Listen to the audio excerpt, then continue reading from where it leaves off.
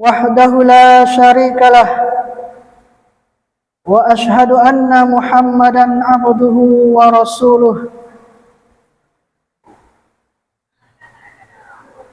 صلى الله على نبينا محمد وعلى آله الطيبين الأطهار وإخوانه الأبرار وأصحابه الأخيار ومن تبعهم بإحسان ما تعاقب الليل والنهار أما بعد فيا أيها المسلمون اتقوا الله حق تقاته ولا تموتن إلا وأنتم مسلمون وقد قال الله تعالى في كتابه الكريم يا أيها الذين آمنوا اتقوا الله وقولوا قولا سديدا يصلح لكم أعمالكم ويغفر لكم ذنوبكم ومن يطع الله ورسوله فقد فاز فوزا عظيما. Ma'asyiral muslimin rahimani wa rahimakumullah. Sudah menjadi kewajiban bagi seorang muslim untuk senantiasa bersyukur kepada Allah Subhanahu wa taala atas segala nikmat yang masih diterima sampai dengan detik ini. Baik itu kenikmatan yang disadari maupun yang tidak kita sadari. Sebab kebanyakan manusia lalai atas nikmat yang ia dapatkan. Sebagaimana Rasulullah sallallahu alaihi wasallam bersabda, "Ni'matani maghbunun fihima katsirun minan nas, as-sihhah wal faragh." Ada dua nikmat yang kebanyakan manusia lalai terhadap keduanya, yaitu nikmat sehat dan waktu luang. Hadis riwayat Bukhari. Terlebih kita bersyukur atas nikmat yang paling agung, yaitu nikmat iman dan Islam. Jika kesehatan dan waktu luang itu Allah juga berikan kepada semua orang, sedangkan nikmat Islam ini Allah hanya hadiahkan kepada orang-orang pilihannya. Salawat dan salam semoga senantiasa tercurah kepada uswatun hasanah, kepada junjungan kita Nabi Muhammad sallallahu alaihi wasallam, dan semoga juga tersampaikan kepada para sahabat beliau, kepada tabi'in, tabi'it tabi'in, serta orang-orang yang istiqomah hingga akhir zaman nanti. Semoga kita semua termasuk umatnya yang mendapat syafaat beliau pada hari ketika tidak ada syafaat melainkan atas izinnya. Selanjutnya, khatib mewasiatkan kepada diri pribadi secara khusus dan umumnya kepada seluruh jamaah untuk senantiasa meningkatkan keimanan, meningkatkan takwa kita kepada Allah Subhanahu wa taala. Sebab takwa adalah sebaik-baik bekal untuk menghadap Sang Pencipta. Wa tazawwadu fa inna khairaz zadit taqwa. Dan berbekallah kalian semua karena sebaik-baik bekal adalah takwa. Ma'asyiral muslimin sidang jamaah Jumat rahimakumullah. Akhir-akhir ini peredaran minuman keras, peredaran narkoba, khususnya di kampung kita ini semakin menjamur dan meresahkan. Bagaimana tidak, transaksi jual beli minuman keras, transaksi jual beli narkoba tidak lagi dilakukan secara sembunyi-sembunyi, akan tetapi kian terang-terangan. Para agen bermunculan di beberapa tempat, bahkan melalui media sosial. Mereka membuka free delivery untuk pemesanan barang haram ini. Sungguh miris dan sangat memprihatinkan. Hal ini sudah seharusnya mendapatkan perhatian serius dari semua pihak. Terlebih lagi dari pemerintah harus mengambil peran utama dalam menanggulangi bahaya narkoba tersebut sebagai bentuk perlindungan terhadap rakyat. Bukan sekedar mengawasi, apalagi berpangku tangan. Segenap lapisan masyarakat juga harus bersatu padu dalam upaya melindungi generasi kita agar tidak mengkonsumsi minuman keras, tidak mengkonsumsi narkoba, yang mana mengancam kesehatan jasmani maupun rohani. Sebagaimana kita mengetahui juga bahwa mengkonsumsi minuman keras adalah hal yang bertentangan dengan nilai-nilai sosial, dengan nilai-nilai moral, nilai agama, dan seluruh aspek kehidupan manusia. Sebagaimana sabda Rasulullah sallallahu alaihi wasallam, "Kullun muskirin khamrun wa kullun khamrin haramun." Setiap benda yang memabukkan adalah khamar, dan setiap khamar itu adalah haram. Hadis riwayat Muslim. Maka minuman keras, narkoba termasuk di dalam kategori khamar. Khamar berasal dari bahasa Arab yang berarti menutupi. Maksudnya yaitu bagi para pemakainya khamar dapat menutupi akal sehatnya.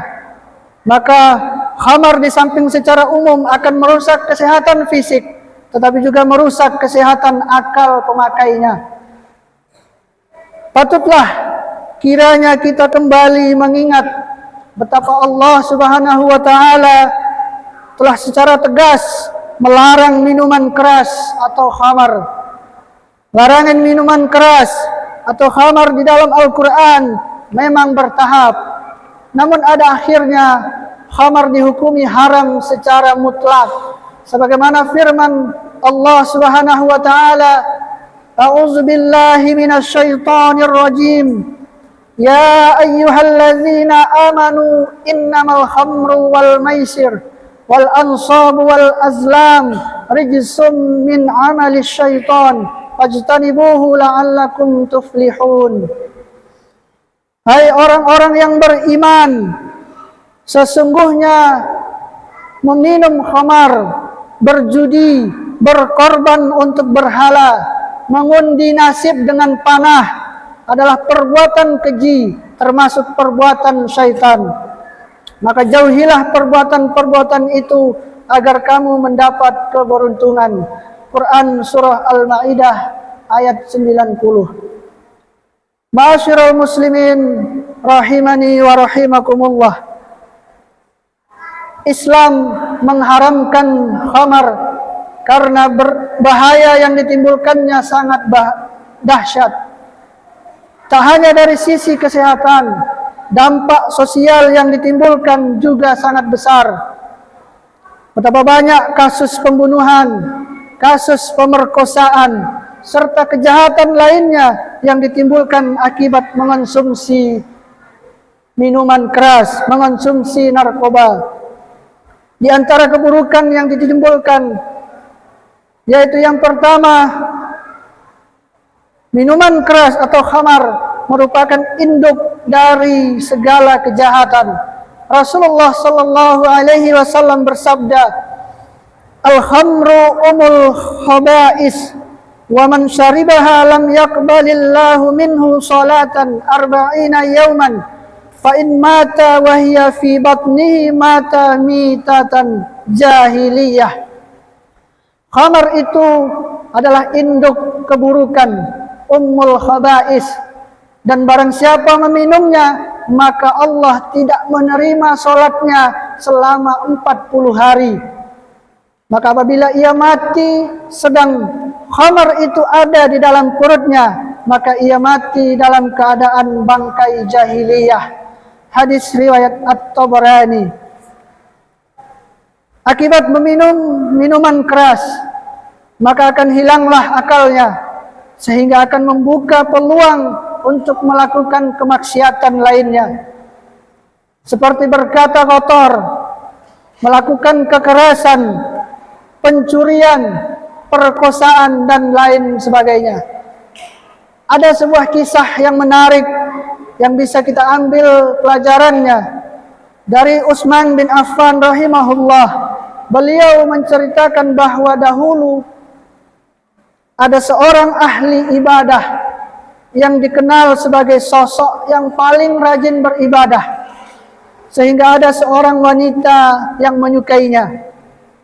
Suatu hari, wanita tersebut mengutus pembantunya untuk mengundangnya, dan kemudian dibawalah sang ahli ibadah tersebut ke rumah wanita yang mengundangnya. Setelah pria itu masuk ke dalam rumah, maka ditutuplah pintunya rapat-rapat, dikunci.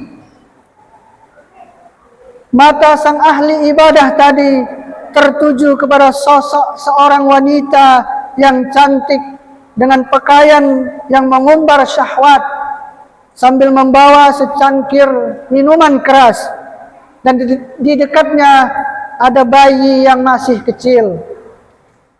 Maka berkatalah wanita itu, "Kamu tidak bisa keluar dari rumah ini sebelum engkau memilih minum khamar ini, atau engkau berzina denganku, atau engkau membunuh anak kecil ini. Jika kamu tidak mau, maka saya akan berteriak dan saya katakan bahwa kamu ini memasuki rumahku tanpa izin. Siapa yang akan percaya kepadamu?" Kemudian lelaki tersebut menjawab, "Saya tidak mau melakukan perbuatan keji, perbuatan berzina, ataupun membunuh manusia." Akhirnya lelaki tersebut meminum khamar. Demi Allah, dia menjadi mabuk dan hilang akalnya, sehingga dia pun berbuat zina dengan wanita tersebut dan membunuh si anak kecil tadi. Na'udzubillahi min zalik. Selanjutnya, Utsman bin Affan rahimahullah berpesan, "Fajtanibul khamra fa innaha wallahi la yajtami'ul imanu wa idmanul khamri illa la yushiku ay yukhrija ahaduhuma sahibahu." Karena itu, jauhilah khamar, minuman keras, karena demi Allah sesungguhnya iman tidak dapat menyatu dengan khamar dalam dada seseorang, melainkan harus keluar salah satunya. Hadis riwayat An-Nasa'i.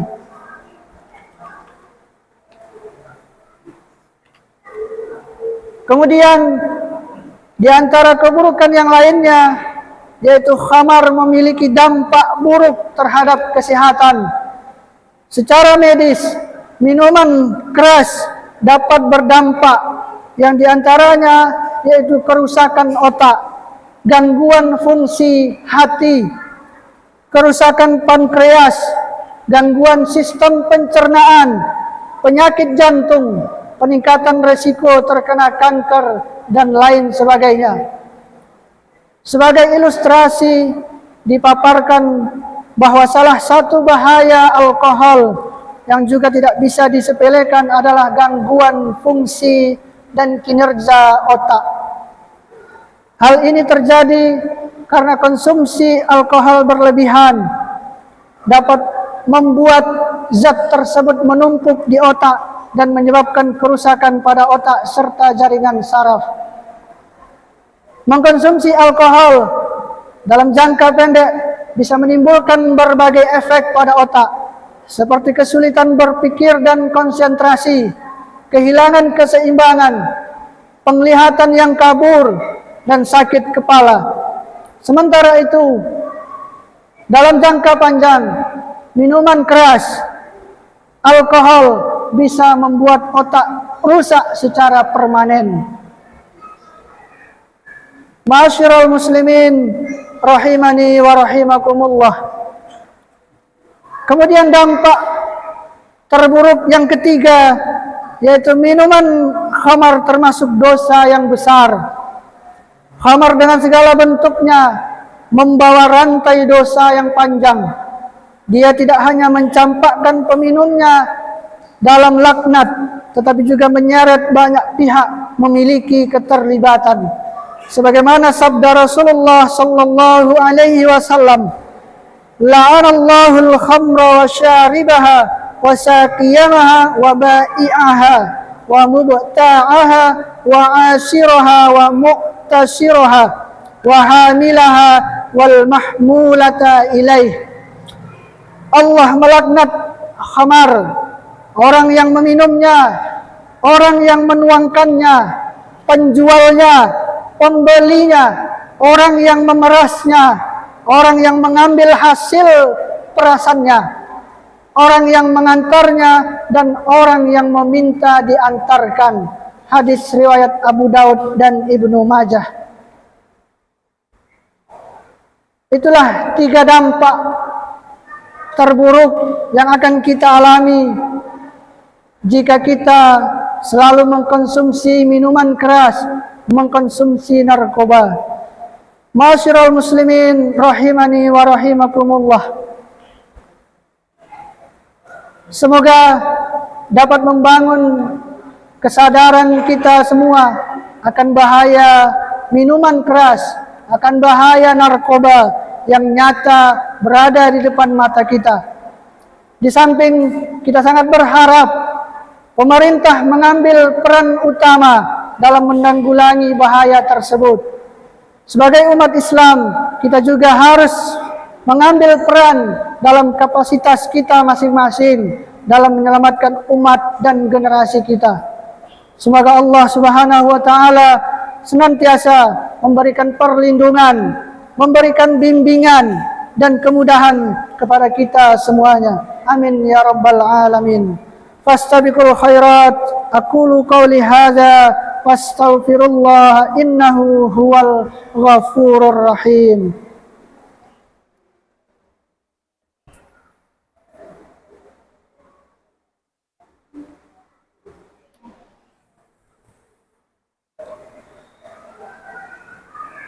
Alhamdulillahi rabbil alamin wal aqibatu lil muttaqin wala udwana illa 'alal zalimin. Asyhadu an la ilaha illallah wahdahu la syarikalah al malikul haqqul mubin wa asyhadu anna Muhammadan abduhu wa rasuluh al mab'us rahmatan lil alamin. Amma ba'du. فيا أيها الإخوان أوصيكم وإياي بتقوى الله حق تقاته ولا تموتن إلا وأنتم مسلمون. إن الله وملائكته يصلون على النبي يا أيها الذين آمنوا صلوا عليه وسلموا تسليما. اللهم صل وسلم على محمد وعلى آله وسائر الصحابة والتابعين ومن تبعهم بإحسان إلى يوم الدين. اللهم اغفر للمؤمنين والمؤمنات والمسلمين والمسلمات الأحياء منهم والأموات إنك سميع قريب مجيب الدعوات. اللهم إنا نسألك الهدى والتقى والعفاف والغنى. اللهم أصلح لنا ديننا الذي هو عصمة أمرنا وأصلح لنا دنيانا التي فيها معاشنا وأصلح لنا آخرتنا التي إليها معادنا واجعل الحياة زيادة لنا في كل خير واجعل الموت راحة لنا من كل شر. اللهم أعز الإسلام والمسلمين وأذل الشرك والمشركين ودمر أعداء الدين واحمي حوزة الإسلام يا رب العالمين. اللهم انصر إخواننا المسلمين والمستضعفين والمجاهدين في فلسطين. ربنا ظلمنا أنفسنا وإن لم تغفر لنا وترحمنا لنكونن من الخاسرين رب اجعلني مقيم الصلاة ومن ذريتي ربنا وتقبل دعاء ربنا اغفر لي ولوالدي وللمؤمنين يوم يقوم الحساب ربنا آتنا في الدنيا حسنة وفي الآخرة حسنة وقنا عذاب النار أقيم الصلاة